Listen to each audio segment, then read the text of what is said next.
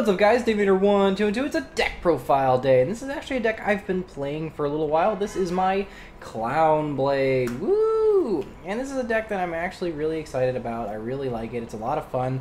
I built it to be very good this format, and I figured while we still have some time to play it, I might as well call the deck done and profile it for you guys, because if I don't, eventually links are going to come out and then we can't play it. So for the next month or a couple of weeks, whatever it is, you guys can use this deck, and maybe I'll try to get it to work for link. For those of you who weren't around when this deck was a thing, it's been I think a couple of years at least, and it managed to never get off the ground because I'm pretty sure the ban list kind of kicked it in the butt before it could ever get some steam. But the way the combo for Clown Blade works, obviously the namesake of the deck, is your Performance, Trick Clown, and your Heroic Challenger 1,000 Blades. And basically they combo very well together because if 1,000 Blades is already in the graveyard and you send Performer's Trick Clown will summon himself back to the field and you will take 1,000 life point damage by his own effect. And the effect of your 1,000 Blades is if you ever take damage,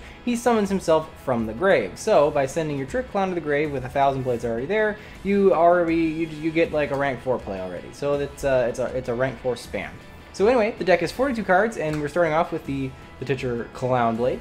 And then the rest of the deck is actually a conglomerate of different engines and basically built to make the deck work and give it a good zoo matchup, because that is the deck that you see the most of.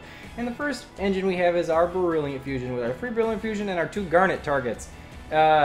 Ignore the fact that I don't have 2 real Garnets. I'm too cheap to buy them, and frankly that 1900 beater thing that it is really never come into play for me, so it's never really behooved me to want to do it. But if you want to play the deck at its absolute perfect, yeah, you'd play Garnet, not these 2 stupid things. But it doesn't really matter what Gem Knight you use, as long as they're level 4s and vanillas. This thing's a Gemini, so it still works with like Emerald and things, so it doesn't really matter. But yeah, there is your Brilliant Fusion.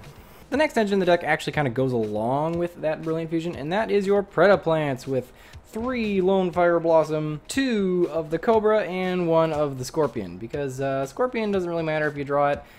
You can just normal summon it, and it'll special summon the Cobra itself. But I found that I was drawing the Cobra a lot, and it's breaking half my deck. So I actually started running 2 Cobra. That's actually the same exact reason why I'm running 42 cards with 2 Garnets as well. Because again, if I didn't open Cobra, I opened the Garnet, and you don't want to see either of those, so I opted to put 2 of each in the deck. If you want to drop it to 40, you absolutely can. The next engine in the deck is the Fairy Tail engine with 3 Luna and 1 Snow. Snow is a Brilliant Fusion target, just like your Trick Clown, which is interesting. So if your Trick Clown's like in your hand or something, you also have another light to grab. And then all your Lunas are obviously targets too, but they're normally going to get normal summoned to search each other or search the snow. And this gives you just some disruption to do, and this thing is actually really solid against Esther decks. And just in case you manage to draw all of the ones that you want to keep in your deck, I do have 3 Bayo Baboon. This does work once in a while. I was playing Sky Irish at one point so I could like pop this thing and then get the other 2, but normally it's just you just need to normal summon it and put your stuff back, so it's not too bad. I'm not sold on it completely, but it does seem to work when it is absolutely necessary. The last engine in the deck is actually probably one of my spiciest techs, and that is my Necros Engine, woot, with 3, it's very, very small, it's 3 Klaus, 1 Unicorn, and 1 Brionac to search all the rest. And then you have 1 Kaleidoscope and 1 Cycle. Basically the idea of this is it's an extremely small engine for Necros, only so that you can basically turbo out either a Colossalus on board or a Unicorn on board. And the reason why we'd want to do this is, number 1, Unicorn is a level 4, but mostly because Unicorn is a skill drain for extra deck monsters. And against Zodiacs, he is an absolute blowout. They don't really have a very good way of dealing with it, and he makes all the Zodiacs 0/0 monsters, and Trident can't even chain or can't even respond to the summon of this thing. So it's just like, this thing is a blowout against Zodiacs, and it's why it's in here. It makes a good matchup. As well as I can rank 4 to turn him off anytime I need to. The rest of the monster lineup is just some tech stuff. We've got 2 Thunder King Ryo, because this card will never be bad. I love this card. It's level 4. It was testing well. I kept it in there. You know, you can take it out if you want. The 1 Max C, because it's Max Seed, it's really good. And this one's an oldie but a goodie, X-Saber Palomero. I would probably suggest Glow Up Bulb instead of him, but I don't own one because I'm a scrub. But if you do have a Glow Up Bulb, that combos well with those Lone Fire Blossoms. So that's cool if like you don't actually, if you have like an extra Lone Fire Blossom you didn't need because it was in your hand or something like that. That's a Glow Up Bulb's a good target for that. But the cool thing about Palomaro is he is a reptile, so you can get him with King of the Feral Imps, and he is an Earth Tuner, so you can make Naturia Beast with him, which is the whole point of him being in the deck. So give and take for both of those. The Spell and Trap lineup isn't exactly the most extraordinary thing in the world, but it's certainly pretty standard with your 2 Twin Twisters, and then a mess of one-offs with your 1 Reinforcements of the Army to grab your Colossalus to get your Nekros going, as well as the Preparation of Rites for the same exact reason, your Regeki to blow up stuff, and your Soul Charge because, you know, I wanted Soul Charge. I like Soul Charge. It's a great top deck. And then for the traps, we have the 1 D-Barrier, 1 Solemn Strike, and 1 Solemn Warning because I'm poor and I just, like, I've naturally pulled all 3 of these, so I didn't buy these, so that's what I own. And then I have a Treacherous Trap Hole and a Nightmare Trap Hole, which is really cool because you use this with your rank 4 Rafflesia, which is a great defensive rank 4 play that rank 4s really don't have a lot of. They're a lot of responsive and offensive, but defense they don't have a ton of, so that's why this is here. This card has been proving to be absolutely fantastic. People just kind of stopped playing this, and I don't know why. It's really good. The extra deck is pretty standard. You got the 1 Seraphonite for the Brilliant Fusion target. It's the only one you play. You have the 1 Herald of Arclight. You can summon this thing with your level 1 tuner and 1 of the level 3s if you want, but normally it's a Kaleidoscope target. It's cool because, you know, it gets all the combos off. I have 1 Coral Dragon in here. I never play it, but in theory you could.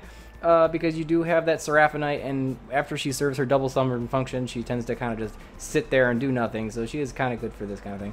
As well as the Naturia Beast, which, you know, he's just a blowout against certain decks, and, you know, I figured why not play it. Those are the fusions and the synchros. And as far as your rank 4 toolbox, you have the 1 Utopia with his big brother Utopia the Lightning. Trap Drake's Rafflesia, like I said before. The Die Gusto Emerald, because, you know, it works really well with Brilliant Fusion, gets your combo pieces back in the deck, kind of lets you grind, draws cards, really cool. Your Castel, these guys, did I really forget what Castel's name was there for a sec? Oh, that's terrible. Castel Skyblack Musketeer for removing all the face-up cards. Your Abyss Dweller, because it wouldn't be rank 4 without Abyss Dweller. The King of the Feral Imps, like I said before, because it can search that tuner that you can use to make Natty Beast, so that's kind of cool, I guess. I don't know. I've done it once, I think. And then Spicy Tech, number 103, Ragna Zero. She is another really good card against Zodiacs, because if you have Tanky on board, all their normal summons turn into Ragna Zero targets, and when she's a quick effect, so she can detach, destroy 1 face-up card or face-up monster on the field who's an attack position, and whose attack is different than its original. So like it's got a boost or a debuff, doesn't matter. She can swing at it and pop it, and then you draw a card. So she's really, really powerful, very easy to make in this deck.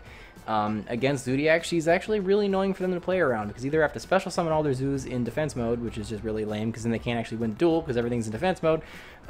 Just a quick effect, so she can kind of chain 2 Trident. You know, she's got a lot of combos. Like, I've played her a couple times, and every Zodiac player I play against has to, like, do shenanigans to get around her, and it's a real pain in the ass for them. So that's obviously what we want. And then the rank 3s, with your Levier, the Sea Dragon, because you do have that Fairy Tale Snow, so you can do a bunch of banished crap, so sometimes this thing's a really good recovery play. And then the MX Saber Invoker for your 1,000 Blades. Now, alright, before I get going, I would like to go over the major wombo combo of the deck to kind of give you guys a more raw explanation as to why I picked the engines I picked, because at first it's going to just look like it's a bunch of independent crap that doesn't really have any synergy, but trust me, that it actually does. Alright.